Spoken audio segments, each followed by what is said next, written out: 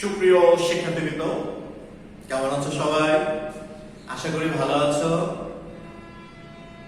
আজ তোমাদের সাথে লেনদেন চ্যাপ্টারের হিসাব সমীকরণের অংশটুকু আলোচনা করব। প্রশ্ন হচ্ছে হিসাব সমীকরণ, তো এটা তো আমাদের জেনারেল ম্যাথের মতো হয়ে যাচ্ছে যে সমীকরণটা, তাহলে সেক্ষেত্রে এটা কিভাবে হবে? এটা কিন্তু খুব সহজ টেকনিক আছে, সহজ টেকনিকগুলো মনোযোগ সহকারে দেখো।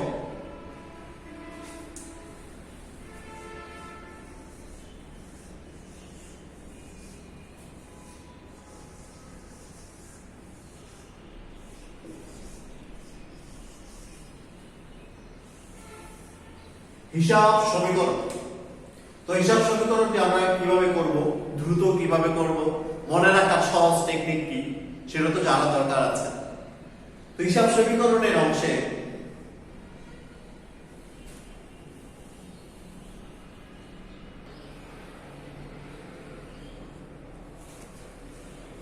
তোমরা তো নিশ্চয়ই শর্ট করে এইভাবে আলি বলতে পারবে, এ এল ই, আলি বা এ লি বলতে পারবে না?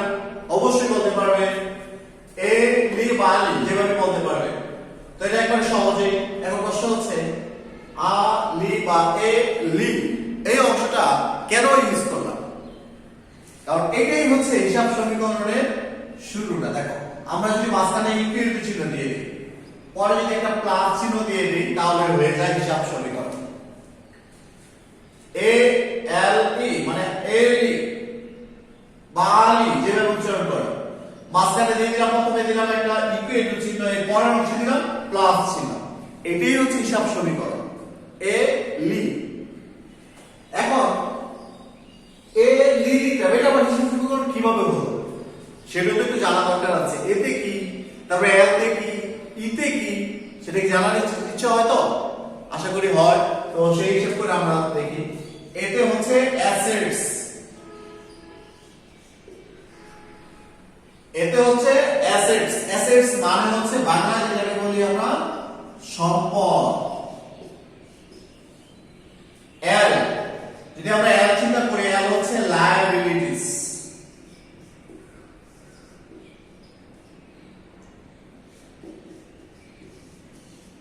লায়াবিলিটিস, লায়াবিলিটিস এর বাংলা অর্থ হচ্ছে দায়।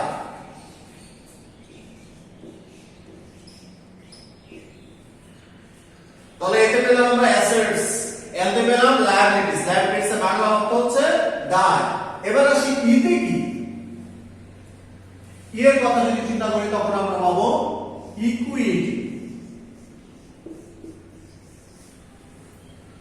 ইকুইটি, ইকুইটি মানে হচ্ছে মালিকানা সত্ত্ব, অর্থাৎ প্রতিষ্ঠানের প্রতি মালিকের যে অধিকার, সে অংশটুকু হচ্ছে মালিকানা সত্ত্ব।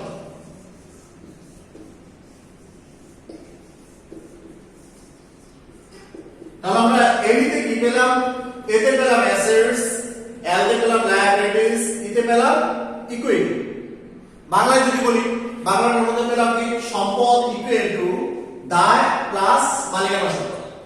সম্পদ ইকুয়াল টু দায় প্লাস মালিকানা সত্ত্ব। আমার সাথে সাথে বলো, সম্পদ ইকুয়াল টু দায় প্লাস মালিকানা সত্ত্ব।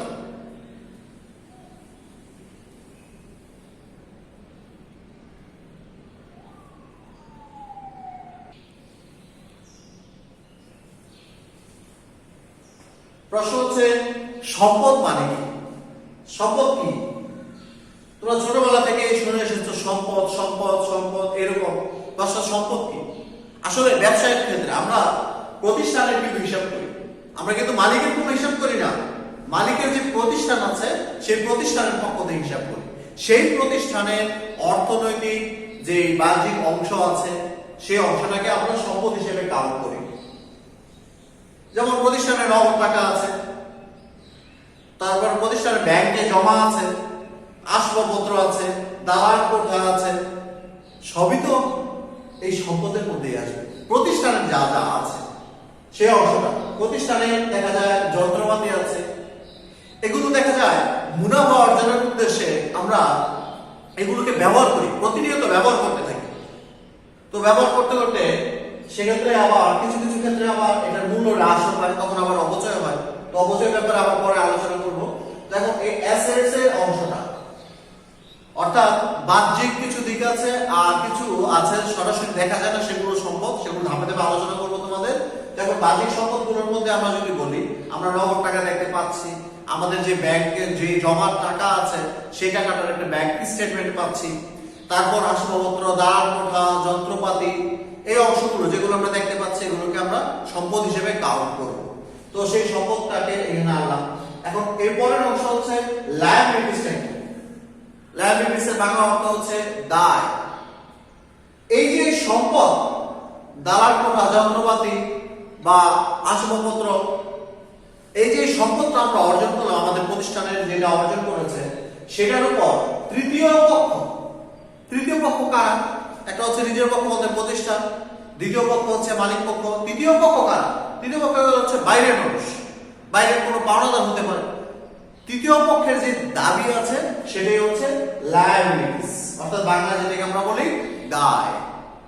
তাহলে আমরা বলি সম্পদের উপর তৃতীয় পক্ষের, সম্পদের উপর তৃতীয় পক্ষের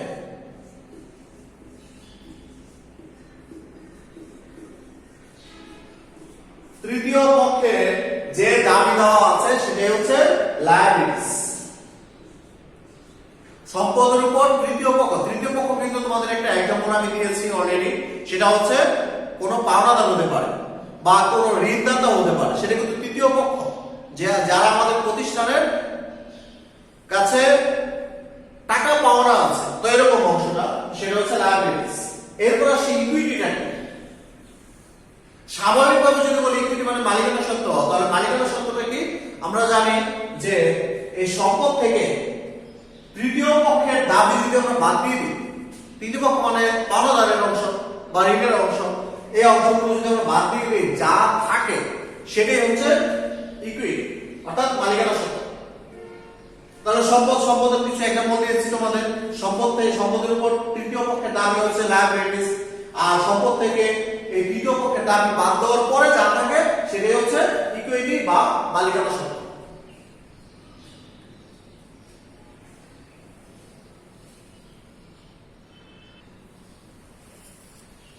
আমরা ইকুইটিটাকে যদি আরেকটু বিশ্লেষণ করি তাহলে সেক্ষেত্রে এখানে হিসাব সমীকরণের যে বর্ধিত রূপ আছে সেটাও কিন্তু পেয়ে যাই। তাহলে ইকুইটিটাকে চলো একটু বিশ্লেষণ করি বা বর্ধিত করে দেখাই।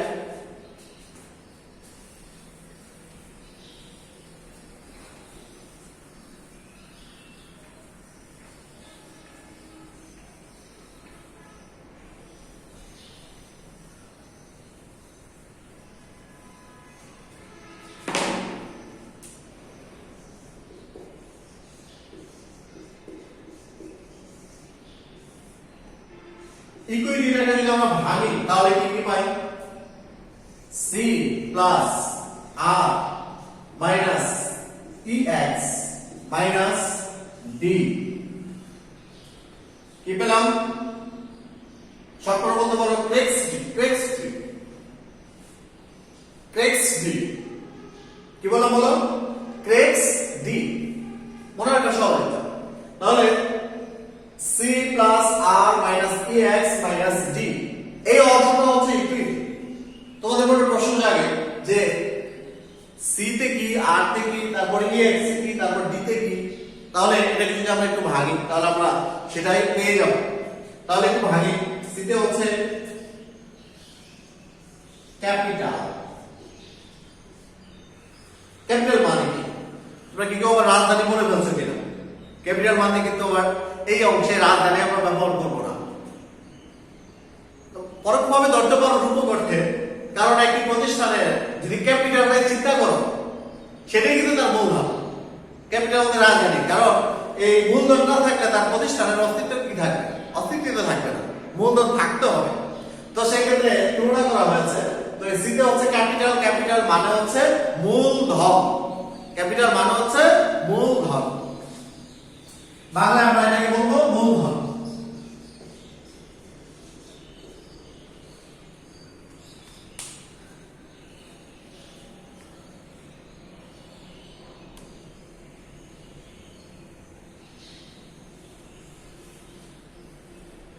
তারপর চিন্তা করি আর এটা আর এর আর বাংলা অর্থ আমরা ইংলিশটা যদি আগে চিন্তা করি তাহলে সেটা হচ্ছে রেভিনিউ, বাংলা অর্থ হচ্ছে আয় বা রাজস্ব। কি বলবো এটাকে? আয় বা রাজস্ব। এটা হচ্ছে আর মানে হলো রেভিনিউ, আর মানে হলো রেভিনিউ, অর্থাৎ সি প্লাস আর মূলধনের সাথে আয় যোগ হবে। এরপর আসছে পিএক্স মানে, পিএক্স মানে হচ্ছে এক্সপেন্সেস, ইএক্স মানে হচ্ছে এক্সপেন্সেস।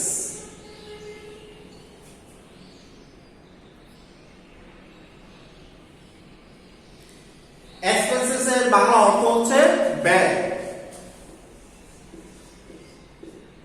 এক্সপেন্সেস এর বাংলা অর্থ হচ্ছে ব্যয়। তাহলে এখানে মূলধনের সাথে আয় যোগ করব আর ব্যয় হলে বিয়োগ করে দেব। তারপর আসে ডি, ডিতে কি? ডিতে হলো ড্রয়িংস, যেটাকে আমরা বাংলায় বলি উত্তোলন। ডিতে হলো ড্রয়িংস, বাংলায় হলো উত্তোলন। তো তাহলে মূল সূত্রটার মধ্যে আসি ইকুয়েট, অর্থাৎ ই এর ক্ষেত্রে আমরা সেক্ষেত্রে লিখব C plus R minus E X minus D, C plus R minus E X minus D. তাহলে সমীকরণটাকে আমরা যদি এভাবে লিখি সব করে a equal to l plus এই আমরা ইকুইটি যেটা আছে সেই অংশটা লিখলাম, ব্র্যাকেট একটু দিয়ে দিলাম C plus R minus E X minus D. এই এর মানটা লিখে দিলাম এখানে c plus r minus x minus d। এটা হচ্ছে হিসাব সমীকরণের বর্ধিত রূপ। তোমরা এই হিসাব সমীকরণের এই অংশ দিয়ে অনেকগুলো অঙ্ক পাবে, খুব সহজ। আশা করি তোমরা হিসাব সমীকরণ সম্পর্কে আজ বুঝতে পেরেছো। তোমাদের আজ এই পর্যন্তই, এটাই বাসায় করবে, করে হোয়াটসঅ্যাপে আমাকে পাঠাবে। আজ এই পর্যন্তই, আল্লাহ হাফেজ।